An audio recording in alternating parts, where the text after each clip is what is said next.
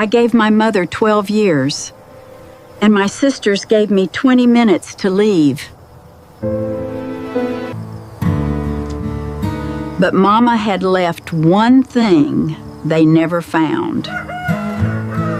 At 72, Evelyn Porter was given 20 minutes to pack up 12 years of sacrifice. Not by strangers, by her own sisters. Their mother had been buried 3 days earlier, but the farmhouse was already being treated like a sale item. Margaret had the documents. Diane had the jewelry box, and Evelyn had a cardboard box on the bedroom floor, waiting for whatever pieces of her life they allowed her to keep. For 12 years she had cooked every meal, changed every sheet, counted every pill, paid bills no one asked about. Sat awake through nights when her mother forgot her own name. But now, downstairs, Diane said the words that broke something quiet inside her. She only stayed because she had nowhere else to go. Evelyn did not cry. She reached beneath her mother's bed for one last slipper, and the floor answered. A hollow creak, a raised board, scratch marks along the edge, like someone had opened it in secret. Beneath that floor was the one thing her sisters never thought to steal. And if you've ever watched a good person get pushed aside by family, don't just pass through this story. Subscribe now. Because people like Evelyn are forgotten every day, and stories like this are how we remember them. The floorboard beneath the bed did not just creak, it pulled Evelyn backward. Back before the funeral flowers, back before Margaret's cold phone calls, back before Diane stood downstairs deciding which of their mother's belongings were worth keeping. Back to the years when the farmhouse still needed someone, and only Evelyn answered. Before all of this, Evelyn Porter had a life of her own. It was small, quiet, ordinary, but it belonged to her. She lived above a bakery in Lititz, Pennsylvania, in a one-bedroom apartment with thin curtains, warm floorboards, and a window that looked down over Main Street. In the mornings, she could smell cinnamon rolls before she even opened her eyes. She worked part-time at the county library. She liked the hush of it, the soft turn of pages, the little children whispering too loudly near the picture books, the older men reading newspapers by the front windows. Evelyn had no grand fortune, no big plan waiting somewhere, but she had savings, she had peace, and she had the quiet belief that the last years of her life would still belong to her. Then her mother fell. It happened in November, on a gray morning, when the trees outside the farmhouse had gone bare. Lillian Porter slipped in the hallway and lay there until a neighbor heard her calling through the back door. At first, everyone said the same thing. It was temporary. Margaret drove in from Harrisburg with a leather planner and a careful voice. Diane came later, wearing dark glasses and holding a casserole dish like proof of devotion. They promised Evelyn she would not carry it alone. They promised weekends, doctor visits, shared bills, family effort. For a little while, they almost meant it. Margaret made insurance calls. Diane brought meals. Evelyn moved into the farmhouse just until Mother gets stronger. But Lillian did not get stronger. Her knees weakened, her memory thinned. The woman who once canned peaches, polished the front porch, and remembered every cousin's birthday began leaving the stove on, hiding bills in kitchen drawers, calling Evelyn by names from 40 years earlier.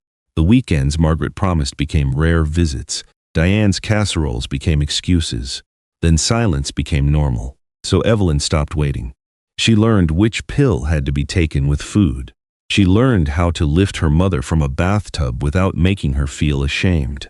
She learned to sleep lightly, listening for the small bell Lillian kept beside her bed. She learned to cry in the laundry room with the dryer running, because the machine was loud enough to keep her grief private. And slowly, Evelyn's own life disappeared into the care of someone else's. The farmhouse aged with them. A brown stain spread across the ceiling near the back stairs. The porch rail loosened. The furnace coughed through winter nights. Then came the tax notice. Evelyn called Margaret first. Margaret said things were tight. She called Diane next. Diane said she would help after the holidays. But the county did not wait for promises. So Evelyn went to the bank and withdrew the savings she had built over 20 years. She paid the taxes. She told no one, not even Lillian. But that evening, as Evelyn washed 2 chipped teacups at the sinks, Lillian watched her from the kitchen table with a blanket over her knees. Her voice was weak, but the words were clear. This house remembers who stood by it. Evelyn smiled then, thinking illness had made her mother sentimental. She dried her hands, tucked the blanket around Lillian's legs, and let the words pass. But now, years later, with her sisters downstairs and a cardboard box waiting beside the bed, Evelyn stared at the raised floorboard and felt those words return with a weight they had never carried before. The house remembers.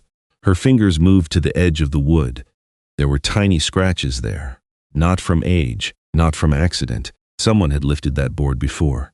And suddenly, Evelyn understood something that made her breath catch. Her mother had not been rambling that night in the kitchen. She had been telling Evelyn where to look.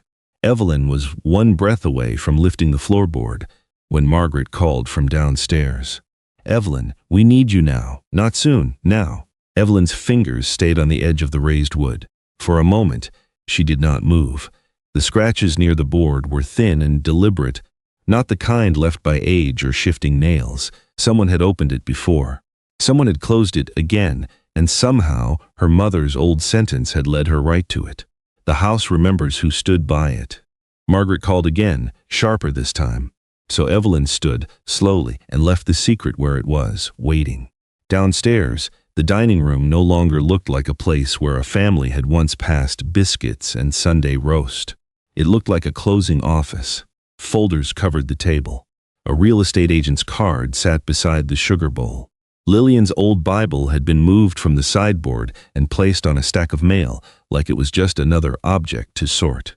Margaret sat at the head of the table, her glasses low on her nose, her pen lined perfectly beside her papers. Diane stood by the china cabinet with a small velvet pouch in her hand.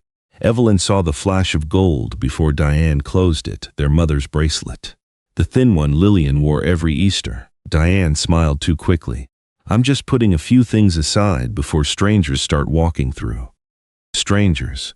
The word landed hard. This was still Lillian's house, still smelled faintly of her lavender soap, still had her slippers by the bed upstairs, but Margaret was already treating it like property. Diane was already treating it like a jewelry drawer. Evelyn stepped closer to the table. "I want to see the will." Margaret's pen stopped moving. Diane's smile faded. For a second, neither sister answered. Then Margaret folded her hands over the top folder. "The attorney has the official copy. Then I should speak with him." "You will," Margaret said, "when it's necessary." Evelyn looked at her. When it's necessary for who? That quiet question changed the air in the room. Diane set the velvet pouch down. "Evie, please. We're trying to keep this peaceful."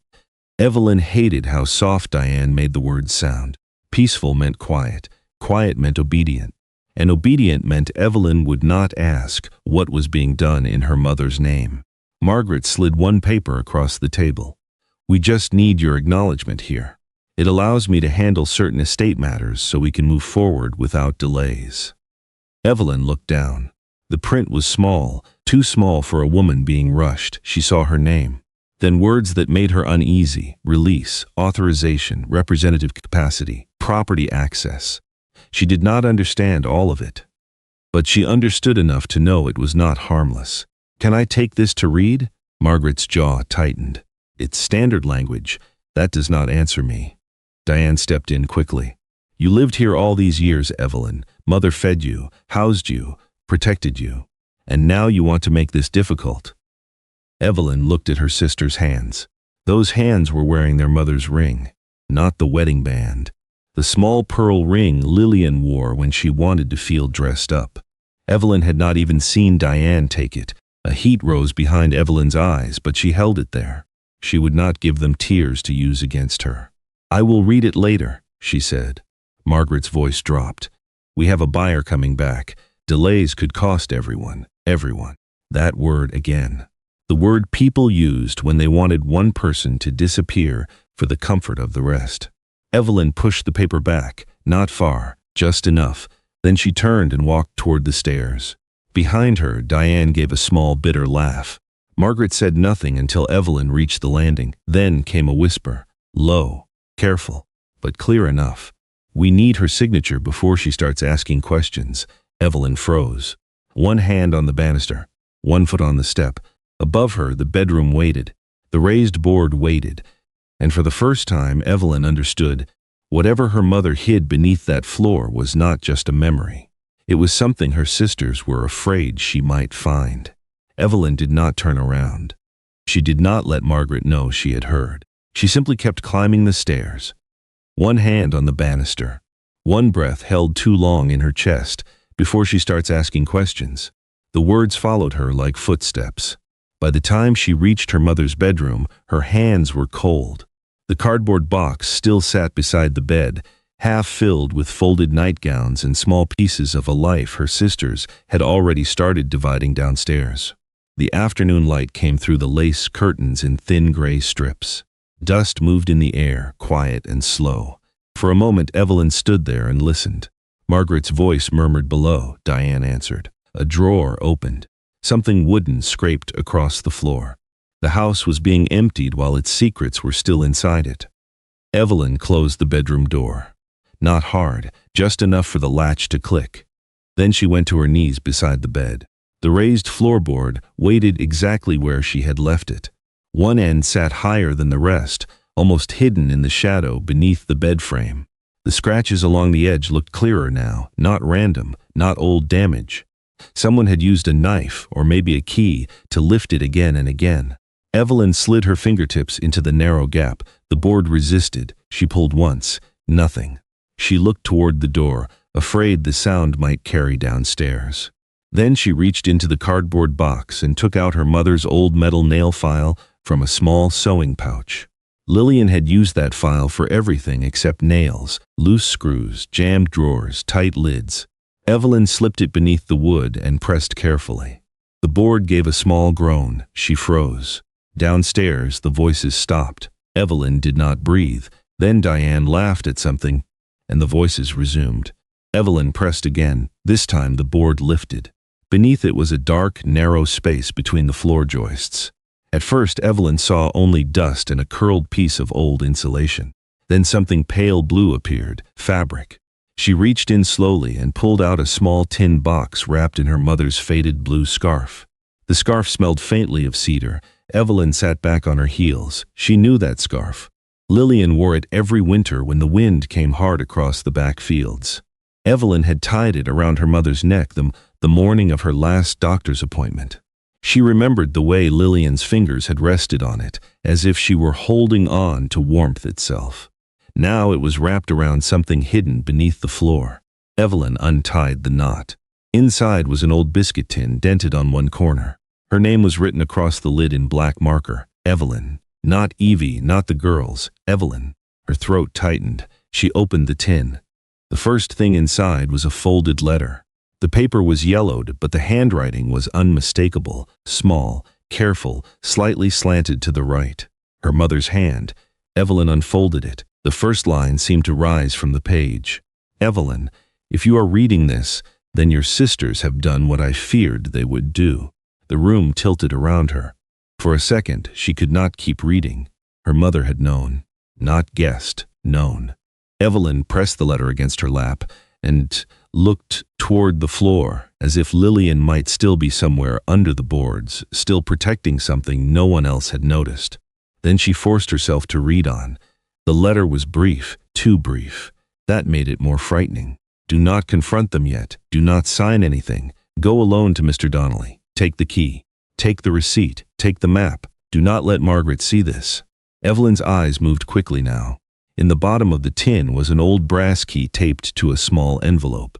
Beside it lay a property tax receipt from years earlier, folded along deep creases. Then came the map, a survey map of the Porter property. Evelyn recognized the outline of the farmhouse, the barn, the creek line, and the back field. But one part had been circled in red, a narrow strip of land behind the barn, the old access road. The road nobody used anymore, the road half covered by weeds and broken fence posts. Across the bottom of the map, Lillian had written one sentence. They will look at the house. They will look at the money. They will never look at the road.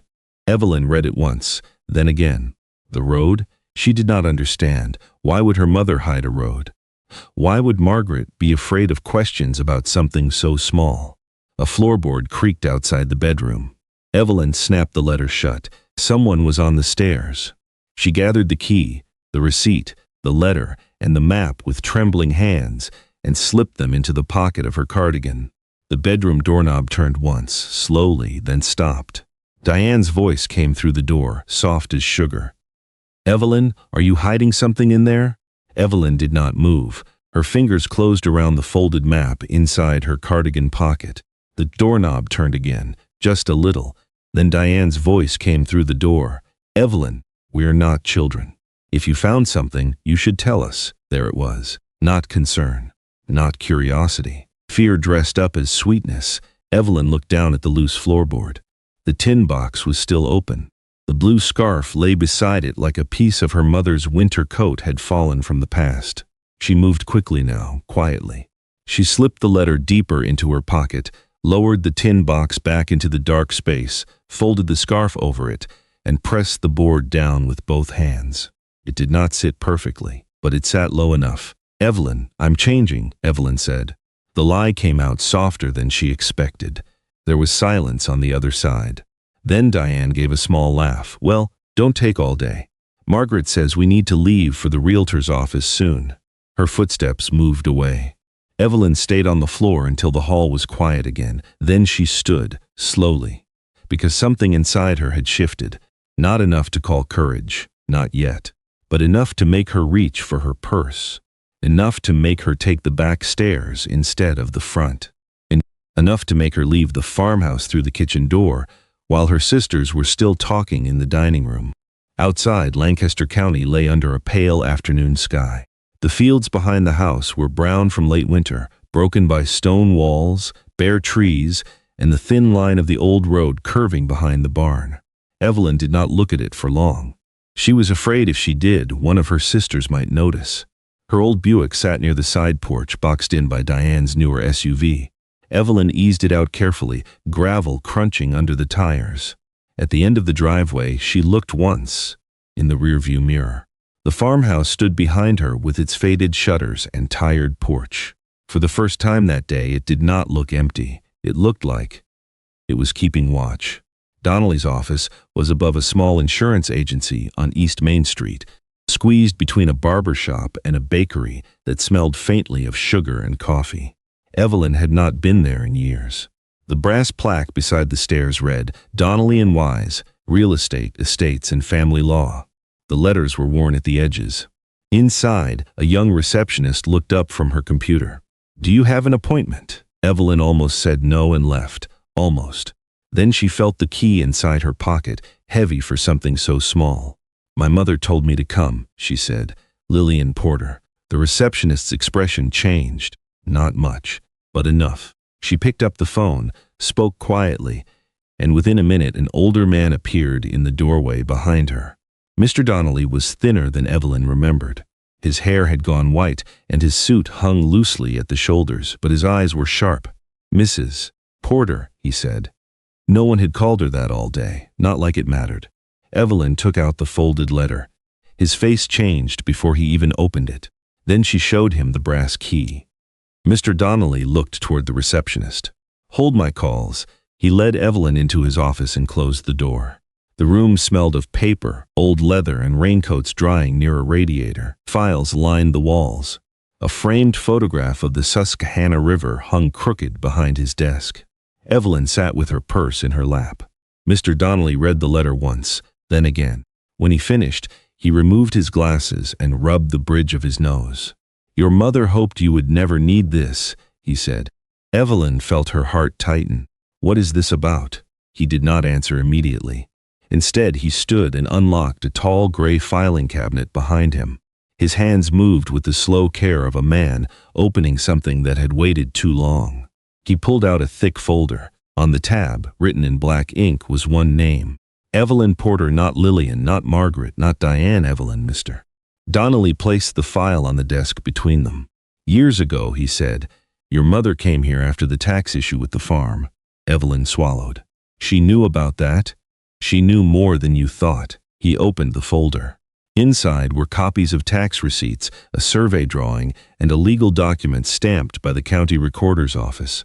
Evelyn stared at the page, but the language blurred. Mr. Donnelly turned the document toward her and tapped one paragraph. Your mother transferred a narrow strip of land to you, the old access road behind the barn.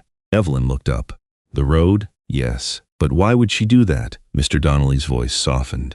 Because you saved the farm when no one else would, and because she believed you would never protect yourself from your sisters. Evelyn looked down at her hands. They were trembling, not from fear now, from the terrible tenderness of being understood too late. Mr. Donnelly turned to another page. There is something else. The room seemed to grow smaller. He pulled out a recent letter printed on thick white paper. It bore the name of a regional development company out of Harrisburg.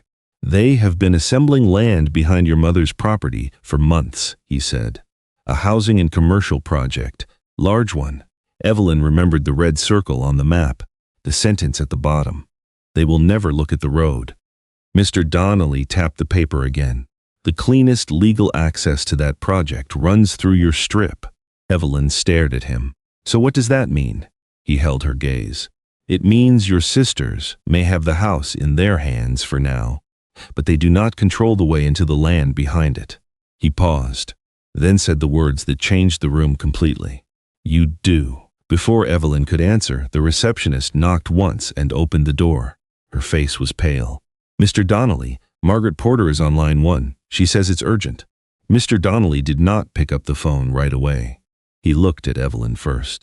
That small pause told her more than the call itself. Margaret was not calling by chance. She knew Evelyn had left the farmhouse. Maybe Diane had checked the bedroom. Maybe the floorboard had not settled right. Maybe they had already noticed the tin box was gone, or worse, noticed what was missing from it. The receptionist stood in the doorway, waiting. Mr. Donnelly's voice stayed calm. Tell her I'm with a client. The young woman nodded and closed the door. Evelyn's chest tightened. She knows I'm here. She suspects, Mr. Donnelly said. That is different. He gathered the papers and slid them back into the folder, but not before Evelyn saw the developer's letter again. The company name sat in bold black print at the top. Clean, expensive, certain. Donnelly made a copy of the deed for her, then another copy of the survey. He placed them in a plain envelope and pressed it flat with both hands. Keep this with you, he said, not in the house. Not where your sisters can reach it.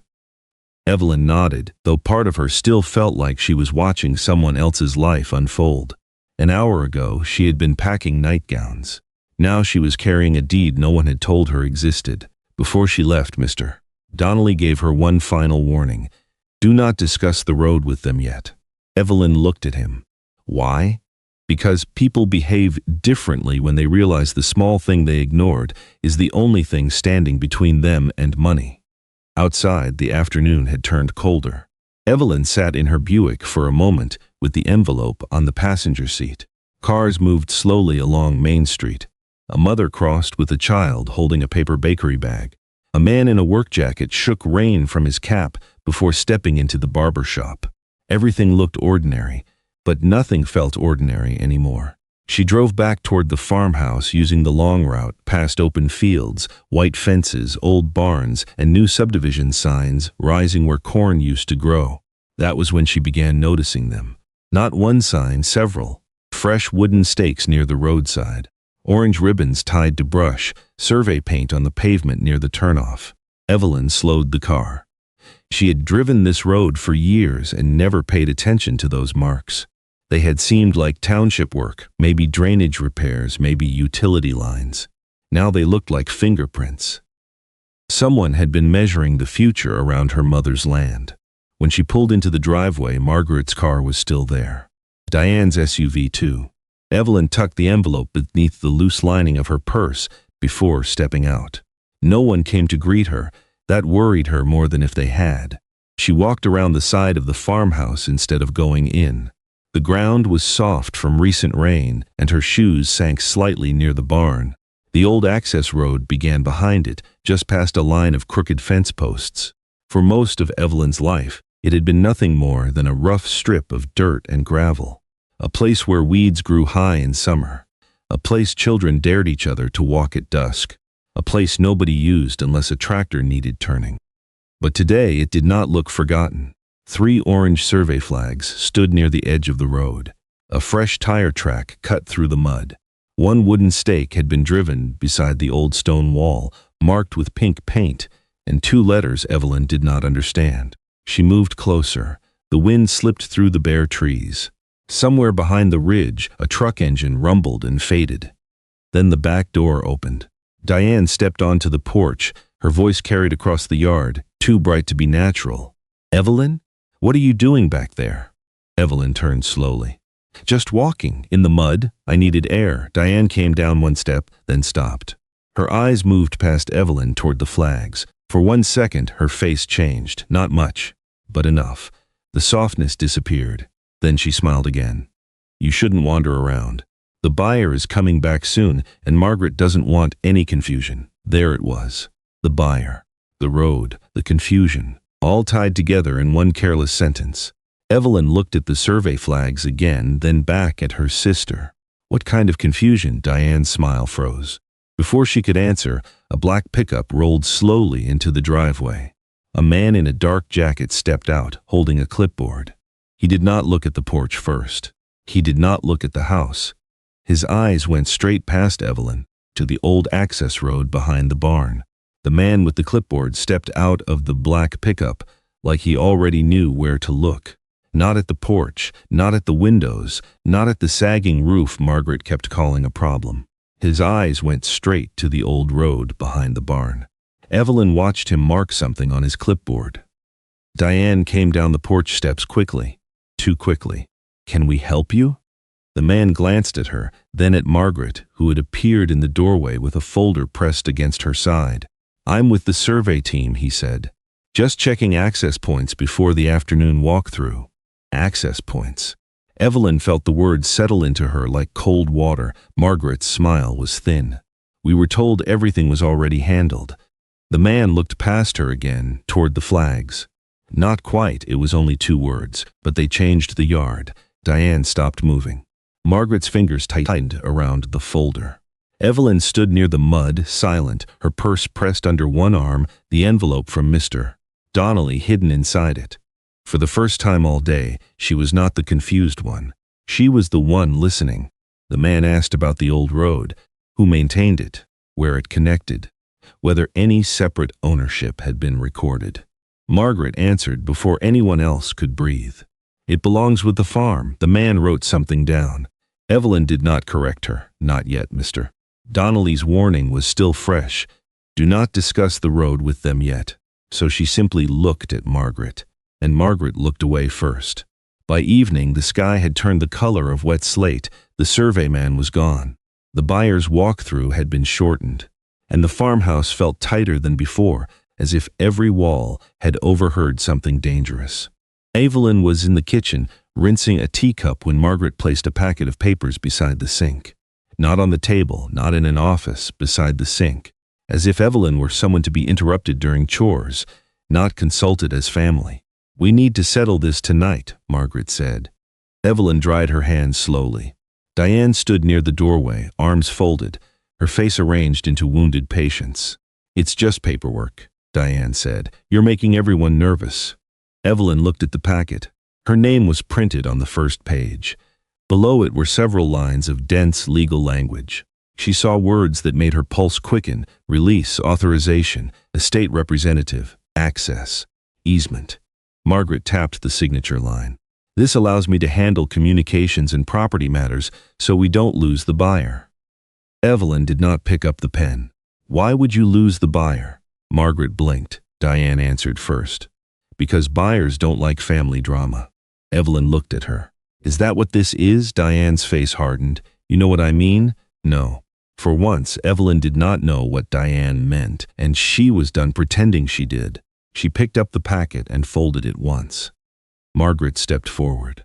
"What are you doing?" "Taking it to Mr. Donnelly." The room went still. Diane gave a sharp laugh. "That old man, Evelyn, please. Margaret has already spoken with people who know what they're doing." Evelyn held the papers against her chest. "Then it should not bother anyone if he reads it." Margaret's voice dropped. "You are delaying the sale." "No," Evelyn said softly. "I am reading before I sign. It was the smallest sentence, but it landed like a door closing. She left before either sister could stop her. At Mr. Donnelly's office, the lights were still on. He read the packet in silence, once, then again. The longer he stayed quiet, the more Evelyn's stomach tightened. Finally, he removed his glasses. "Evelyn," he said, "this is not routine," she already knew, but hearing it made her hands go cold. He turned the papers toward her and tapped a paragraph halfway down the second page. "This would let Margaret act on your behalf in matters involving the property, including access, easements, releases, and negotiations." Evelyn stared at the words. They looked harmless from a distance. Up close, they felt like a trap. "If I had signed it, Mr. Donnelly's face softened, but his answer did not. "Then she could argue you gave her authority to speak for you. Maybe not forever. Maybe not without challenge, but long enough to cause real damage." Evelyn sat very still. The kitchen sink, the pen, Diane's wounded voice, Margaret's hand covering the papers. It all arranged itself in her mind. Not grief, not confusion, a plan. Mr. Donnelly leaned back. "They were not asking you to move on," he said. "They were trying to move you out of the way." Evelyn looked down at her name on the page. For the first time, it did not look weak. It looked targeted. Then Mr. Donnelly opened his drawer and took out a small, sealed envelope. "There is one more thing your mother left for you," he said. Evelyn lifted her eyes. On the front, in Lillian's handwriting, were 4 words: "When Evelyn finally knows." Evelyn stared at the envelope. When Evelyn finally knows, not if, when. Her mother had written those words before any of this happened. Before the funeral, before Margaret's folders, before Diane's soft little accusations, before the paper that almost made Evelyn sign herself out of her own life. Lillian had expected this day. That thought made Evelyn's throat tighten. Mr. Donnelly did not rush her. He simply set the envelope on the desk between them and turned his chair slightly toward the window, giving her the quiet dignity of privacy without leaving the room. Outside, evening had settled over Main Street. Headlights moved across the glass. Somewhere below, the bakery bell rang as someone stepped out into the cold. Evelyn picked up the envelope with both hands. The paper was thick, cream-colored, sealed with a strip of yellowed tape. Her mother had always saved things like that: old envelopes, buttons, bread ties, wrapping paper folded flat and placed in drawers because, as Lillian used to say, waste makes a house poor before money ever does. Evelyn slid one finger under the flap. The sound of the paper opening felt too loud. Inside was a letter, longer than the first, written in the same careful hand, but slower somehow, as if every word had cost Lillian strength. Evelyn began to read. "My Evelyn," that was where she stopped. Not because the words were painful, because no one had called her that in years.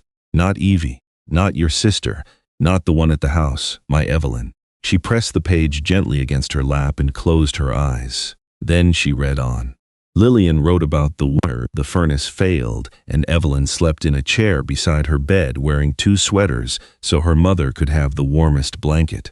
She wrote about the time Evelyn sold her old Buick's spare parts to cover a prescription refill. She wrote about the unpaid tax notice Evelyn thought she had hidden beneath a stack of grocery coupons. Lillian had seen it, all of it, the bank withdrawal, the tired face at the sink.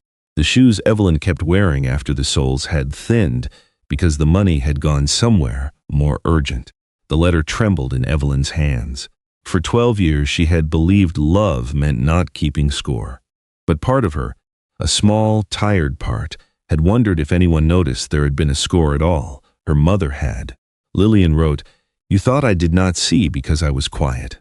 But a mother sees what her child gives up, even when she has no strength left to say thank you." Evelyn bent forward. One hand covered her mouth. The sob that came out of her was small, almost embarrassed. Mr. Donnelly looked down at his desk and gave her the mercy of not watching. For years, Evelyn had carried her hurt like laundry folded too tightly in a drawer. No room to breathe, no room to admit it was heavy. Now one sentence from her mother had opened something in her chest that grief itself had not been able to touch. She kept reading. Lillian wrote that she had waited too long to face the truth about Margaret and Diane. She had wanted to believe distance did not mean indifference. She had wanted to believe her daughters would become fair when fairness mattered most. But in her final year, she saw things clearly. Margaret had visited one afternoon while Evelyn was at the pharmacy. She had walked the back field with a man Lillian did not know. They had spoken near the old road. When Lillian asked about it later, Margaret said it was nothing, just a neighbor asking about boundary lines. But Lillian did not believe her. A week after that, Diane asked whether old access lanes were still counted as part of the farm sale if nobody used them anymore. That was when Lillian went to Mr. Donnelly. That was when she made the final copies. That was when she hid the first letter beneath the floor. Evelyn looked up. So they knew Mr. Donnelly's face was grave. They knew enough to be interested, not enough to own it. Not enough to stop Lillian, but enough to rush Evelyn, enough to hide papers. Enough to make her sign before she understood what her mother had protected. Evelyn returned to the last page. Lillian's handwriting grew shakier there. I did not leave you the road so you could punish them. I left it so they could not punish you. Evelyn read that line twice, then once more, because it changed everything. The road was not revenge, it was shelter. The kind of shelter her mother could no longer give with arms, meals, or whispered comfort in a dark room. So she had given it with ink, with a deed, with a floorboard, with a secret timed for the moment Evelyn would need it most. At the bottom of the letter, Lillian had written one final instruction. When they come asking sweetly, do not listen to their voices.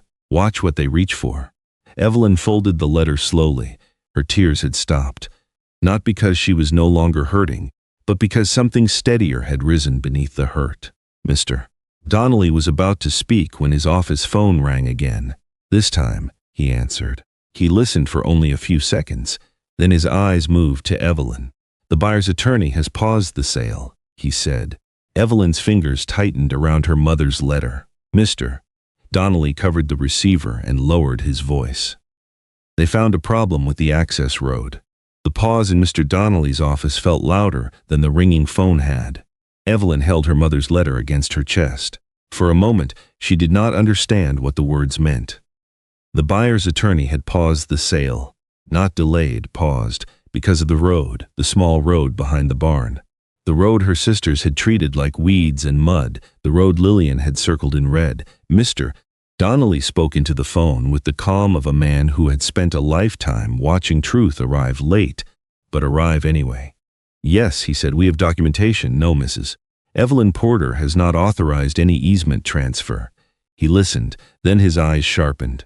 I would advise your client not to rely on representations made by anyone else. Evelyn looked down at the letter again. When they come asking sweetly, do not listen to their voices. Watch what they reach for. By the time Evelyn returned to the farmhouse, the front porch light was on. Margaret stood in the doorway. Diane stood behind her. Neither of them looked angry at first. That was how Evelyn knew they were frightened. Margaret had changed her blouse. Diane had put on lipstick. They had dressed their panic in manners. There you are, Margaret said. We were worried. Evelyn stepped onto the porch. The word worried almost made her smile. Earlier they had wanted her quiet. Now they wanted her close.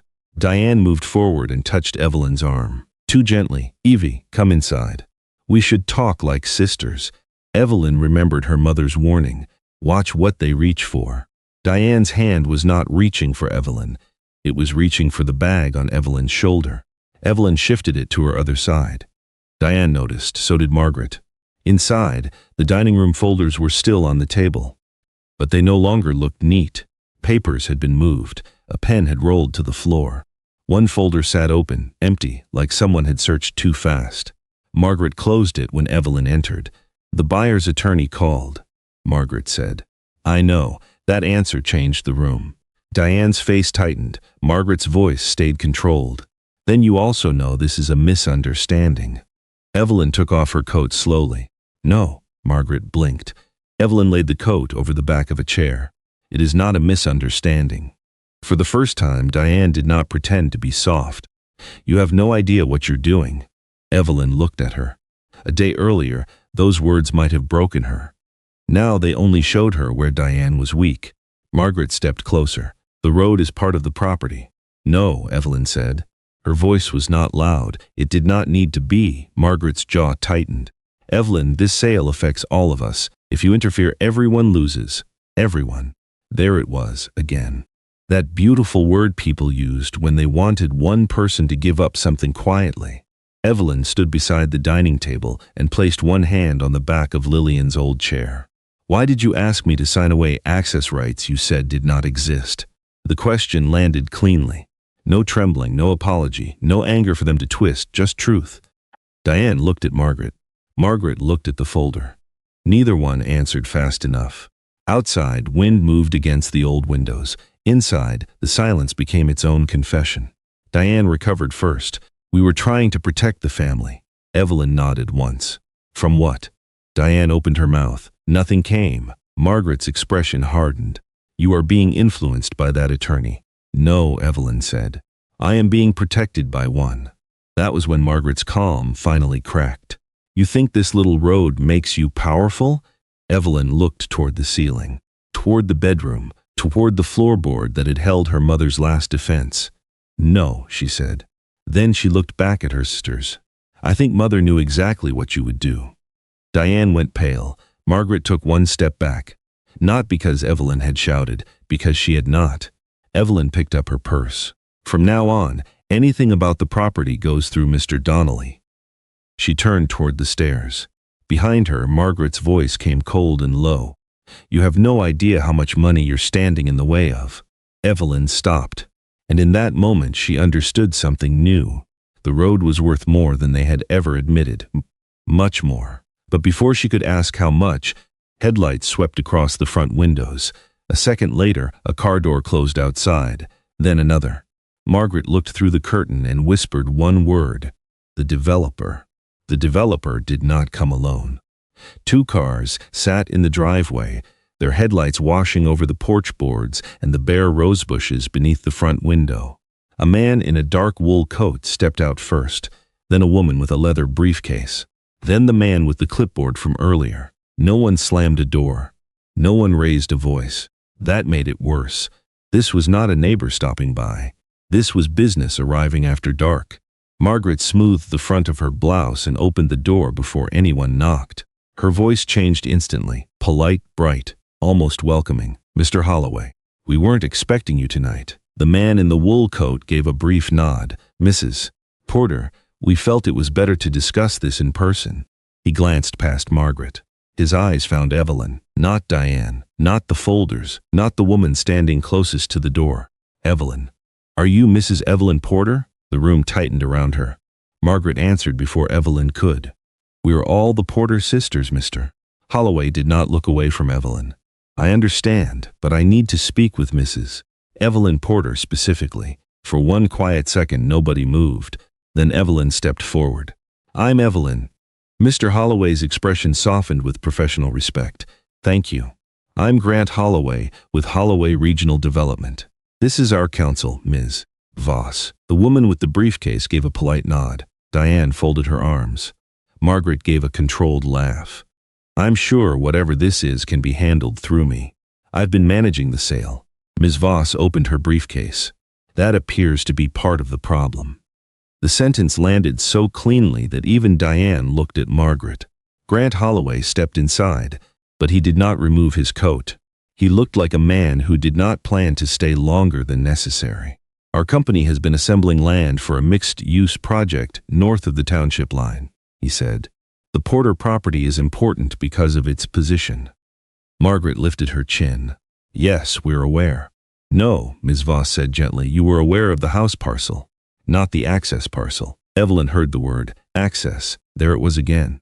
Grant placed a map on the dining table, not Lillian's old folded map, a new one, large, clean, marked with colored lines and township labels. He pointed to the rear of the Porter land. This is the planned entry route for construction and emergency vehicles. It connects the back acreage to the county road without cutting through protected drainage land. Evelyn looked at the map. For the first time, the old road did not look small. It looked like a vein. Thin, maybe, but carrying everything, Grant continued. Without this strip, we would need to redesign access from the east side. That means additional permits, environmental review, road widening, delays, and no guarantee of approval. Margaret's face had gone still. Diane's lips parted slightly. Evelyn said nothing. She did not need to, Ms. Voss took a document from her briefcase and laid it on the table. We reviewed county records this afternoon. The access strip is not part of the estate parcel being sold. Margaret moved closer. That cannot be right. It is right, Ms. Voss said. Margaret looked at Evelyn then. Not with sisterly hurt, not even anger. With calculation, Evelyn recognized it now. She wondered how many times that look had been aimed at her before she learned to name it. Miss Voss turned the document so everyone could see the stamp. Recorded transfer. Lillian Porter to Evelyn Porter. 17 years ago. Parcel designation 4B, Diane whispered. 17 years. Grant looked at Evelyn. Mrs. Porter, we were informed the family could provide clean access. But as of now, no access agreement exists unless you authorize one. Margaret's hand struck the table. Not hard enough to seem out of control. Hard enough to show she was losing it. That road was always part of the farm. Mr. Donnelly's voice came from behind them. No, Margaret. It was part of the farm until your mother separated it. Everyone turned. He stood in the doorway with his raincoat folded over one arm. Evelyn had not seen him arrive, but somehow she was not surprised. He stepped inside, nodded to Evelyn, and placed his own copy of the deed beside Ms. Voss's. The transfer was legal, the taxes were paid, the record is clear. Margaret's face flushed. Diane looked toward the stairs, as if the house itself had betrayed them. But Evelyn knew better. The house had only kept its promise. Grant Holloway closed his folder. We are prepared to discuss terms with the legal owner. Then, in front of everyone, he turned fully toward Evelyn. What would you consider fair, Mrs. Porter? The question was simple, but it changed the room. No one asked Margaret, no one asked Diane. No one treated Evelyn like a tired old woman who needed guidance. For the first time since the funeral, the decision waited on her voice. Evelyn looked at the map, at the narrow road, at her mother's chair, at the sisters who had tried to hurry her out before she learned the truth. A strange calm moved through her, not victory, not revenge, something steadier. She could feel Lillian in that silence, not as a ghost, as a memory with backbone. Evelyn lifted her eyes to Grant Holloway. I will consider terms, she said. But not tonight, Margaret exhaled sharply. Diane stared at her. Evelyn continued. And not in this room. With people who tried to make me sign away rights they said I didn't have. No one spoke. Even the developer's attorney lowered her eyes to the papers. Evelyn picked up her mother's old chair and pushed it neatly back under the table. It was a small gesture, but it felt like reclaiming ground. Then Grant Holloway said something that made Margaret's face drain of color. Mrs. Porter, without your agreement, this project may not move forward at all. Evelyn stood very still. So this was the truth. The house had been only the surface, the road was the key. And her mother had placed that key in Evelyn's hands before anyone else knew there was a door. But just as Evelyn turned toward Mr. Donnelly, Diane spoke from the corner, low, trembling, almost desperate. Evelyn, if you do this, you'll ruin us. Evelyn looked at her sister, and for the first time she wondered what else Margaret and Diane had already promised, with something they never owned. Diane's words stayed behind after everyone left. You'll ruin us, not, we lied, not, we should have told you, not, Mother trusted you for a reason, just that. You'll ruin us. Evelyn sat alone at the dining table while the last headlights disappeared down the lane. The maps were gone. Mr. Donnelly had taken the legal copies for safekeeping. The developer's card sat near the sugar bowl, face down, as if even that small piece of paper had grown tired of being watched. The house was quiet. For once, no one was rushing her. No one was telling her where to sign. No one was calling her confused. Evelyn looked at the small dent in the table where Lillian used to rest her teacup every morning. She placed her palm over it. Then she made the first decision of her new life. She would not be cruel. But she would not be careless either. The negotiations took weeks. Evelyn let Mr. Donnelly handle the calls. She read every page twice, sometimes 3 times. When a sentence confused her, she circled it in pencil and asked what it meant. She no longer felt ashamed for needing things explained. Shame belonged to the people who had tried to hide them. Holloway Regional Development came back with better terms. Then better ones. Evelyn did not smile at the numbers. She looked at the map. The old road cut through the paper like a narrow scar. Small to the eye, essential to the plan. She understood it now. Her mother had not left her a weapon. She had left her a boundary. So Evelyn set her own. The farmhouse would not be demolished. The old stone wall near the road would remain. Lillian's garden behind the kitchen window would be protected. And any agreement would be signed by Evelyn herself, not by Margaret, not by Diane, not by anyone who had mistaken her silence for permission. Margaret fought through attorneys at first. Then the documents answered her. Diane called once, crying. Evelyn listened. But when Diane began speaking about family, sacrifice, and forgiveness, Evelyn remembered her mother's warning. Watch what they reach for. Diane was not reaching for peace. She was reaching for relief. Evelyn ended the call gently. That was enough. By spring, the farmhouse looked steadier, not fancy, not polished, steadier. The porch rail no longer shook in the wind. The leak above the back stairs was repaired. The kitchen window opened without sticking. Behind it, Lillian's garden bloomed again with lavender, rosemary, and pale yellow roses. Neighbors heard the story in pieces. A sister had tried to rush papers. An old deed had surfaced. The quiet daughter owned the road. No one knew everything. They did not need to. At church, Mrs. Keller from the bakery touched Evelyn's arm and said, "Your mother knew what she was doing." Evelyn nodded. For the first time, those words did not hurt. They held her. With part of the settlement, Evelyn created a small fund in Lillian's name, the Evelyn Porter Caregiver Fund. It was not large enough to change the world, but it changed the first woman who received help. A retired school cook outside Ephrata, caring for her older brother, got enough to cover heating oil and a new wheelchair ramp. When Evelyn mailed the check, she sat in her Buick outside the post office for a long moment. Then she whispered, "That one was for you, Mama." No one heard her. That was all right. Some words do not need witnesses. One evening, just before sunset, Evelyn returned to Lillian's bedroom. The cardboard box was gone. The room was clean, the bed was made. Lillian's quilt lay folded at the foot of it, and her reading glasses rested on the nightstand as if she had only stepped away for tea. Evelyn knelt beside the bed. Her knees ached, and she smiled softly at the stubbornness of age. She lifted the floorboard. The space beneath it was empty now. No warning, no map, no key, no secret waiting for the right daughter. Evelyn took the faded blue scarf and folded it into the space. Beside it, she placed a copy of Lillian's first letter, not to hide it, to honor where the truth had waited. Then she lowered the board and pressed it flat. For a while, she sat on the edge of the bed. The window was open. The curtains moved in the evening air, and Evelyn finally cried. Not the hidden kind of crying she used to do in the laundry room. Not the silent kind that came from being ignored. This was release. The kind that comes when a person stops carrying a wound alone. Her sisters had taken jewelry. They had taken papers. They had tried to take the story of who Evelyn had been. But they could not take the road. They could not take Lillian's truth. And they could not take the quiet proof hidden beneath the floor. Later, Evelyn walked the old access road alone. The fields of Lancaster County glowed gold around her. The repaired fence posts cast long shadows in the grass. The farmhouse stood behind her, worn but upright, like her. At 72, Evelyn Porter did not get back the years she lost. She found something those years had built, a steadier voice, a safer home, a purpose with her mother's name on it, and a life that finally belonged to her.